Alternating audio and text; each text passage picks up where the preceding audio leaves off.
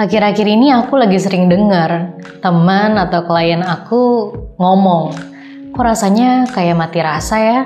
Atau bahkan kata mereka, hidup gue tuh udah hampa. Jadi kayak autopilot aja gitu.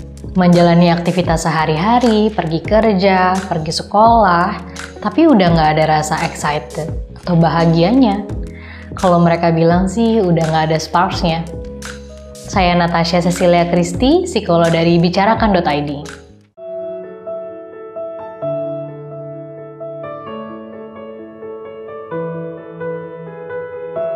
Kenapa sih orang bisa mati rasa? Mungkin beberapa orang sama-sama nih ngerasain mati rasa. Tapi alasan yang melatar belakangi perasaan mati rasa itu tentunya berbeda-beda. Ada yang karena merasa lagi berduka, depresi, punya pengalaman traumatis, mengalami kekerasan fisik, emosional, atau tekanan lain dari lingkungannya. Secara lebih lanjut, aku jelasin 4 hal yang bikin seseorang lebih memilih untuk terlepas dari emosionalnya atau kondisi mati rasa. Yang pertama defisiensi, defense, defect, dan konflik. Yang pertama, defisiensi. Kondisi ini terjadi ketika seseorang merasa kebutuhan emosionalnya belum cukup terpenuhi atau mungkin gagal terpenuhi. Kedua, defense. Kondisi ini terjadi ketika seseorang tidak bisa mengekspresikan kebencian atau kemarahannya terhadap lingkungan, atau mungkin mengekspresikan itu terhadap orangnya langsung yang membuat dia merasakan emosi negatif. Ketiga, defect. Defect terjadi ketika seseorang merasa, kok masalah saya banyak banget ya, gitu. Atau mungkin masalahnya satu, tapi itu berat banget. Jadi menurut dia lebih baik nggak usah dirasain deh emosi negatifnya. Terakhir, konflik. Hal ini terjadi ketika seseorang tuh punya gambaran diri ideal tentang dirinya. Dia mau jadi sesuatu atau dia punya tujuan nih yang harus dia penuhin. Tapi ketika dia melihat kondisi dirinya saat ini, dia merasa kok kayaknya ada gap atau jarak yang begitu jauh ya. Jadi untuk mengatasi kekecewaan tersebut, gitu, mendingan ya udah nggak usah jadi apa-apa aja. Mendingan dilepas aja tuh semua emosi negatif. Jadi ketika seseorang kecewa karena dia gagal memenuhi standarnya dia sendiri, ya dia memilih mending melepaskan diri aja dari emosionalnya. Jadi nggak usah ngerasain emosi yang negatif. Jadi udah tahu kan bahwa seseorang akhirnya memutuskan untuk mati rasa atau terlepas dari emosionalnya ketika dia merasa ada di situasi yang nggak nyaman atau bahkan merasa dirinya terancam gitu.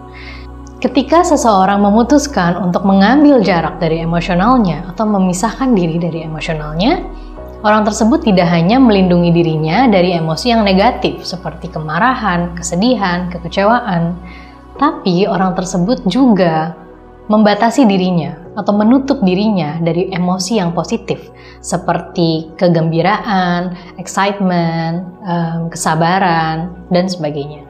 Untuk jelasnya, aku kasih contoh ya. Misalnya ada seseorang yang punya masalah dari hubungan romantis, keluarga, dan mungkin finansial juga. Dia ngerasa ditolak, diabaikan, dan mungkin dia juga punya kecemasan. Tapi mungkin dia ngerasa saat ini gak ada yang bisa bantu dia untuk mengatasi masalah tersebut. Atau bahkan dirinya sendiri pun juga udah gak mampu nih mengatasi masalah tersebut. Jadi dia memilih untuk tidak mengelola emosi negatif dari masalahnya. Dia memilih tetap menjalankan hari-harinya gitu ya. Tapi lama-kelamaan mungkin setahun, 2 tahun dia ngerasa kok hidup ini jadi gak ada maknanya ya. Kok hidup ini jadi gak ada tujuannya. Jadi kalau kita terus-menerus terlepas dari emosional kita menolak untuk mengelola emosi negatif yang seharusnya kita rasakan, itu akan mengarahkan kita untuk merasa hampa. Dimana kita ngerasa dunia kita tuh udah gak ada maknanya. Jadi, apa yang bisa kalian lakukan apabila kalian merasa kayaknya aku mati rasa deh, atau bahkan dunianya udah mulai hampa gitu ya. Yang pertama, temukan dukungan emosional dari keluarga atau lingkungan lainnya. Yang kedua, coba terlibat dalam aktivitas yang bikin kalian tuh ngerasa berdaya. Kalian bisa mulai dari aktivitas yang kalian suka, atau mungkin eksplor aktivitas baru. Yang ketiga, istirahat yang cukup. Karena kondisi fisik kita bisa mempengaruhi kondisi psikologis kita. Yang keempat, kelola stres dengan baik. Ingat, meskipun itu negatif, tapi tetap harus dikelola emosinya. Dan yang terakhir, kita perlu fokus pada masa sekarang, saat ini, dan di sini. Mungkin aku udah sebutin cara-caranya, tapi balik lagi, setiap manusia itu unik. Setiap manusia dinamikanya beda-beda. Jadi seharusnya setiap manusia punya cara-cara khusus yang lebih tepat untuk dia menangani masalahnya.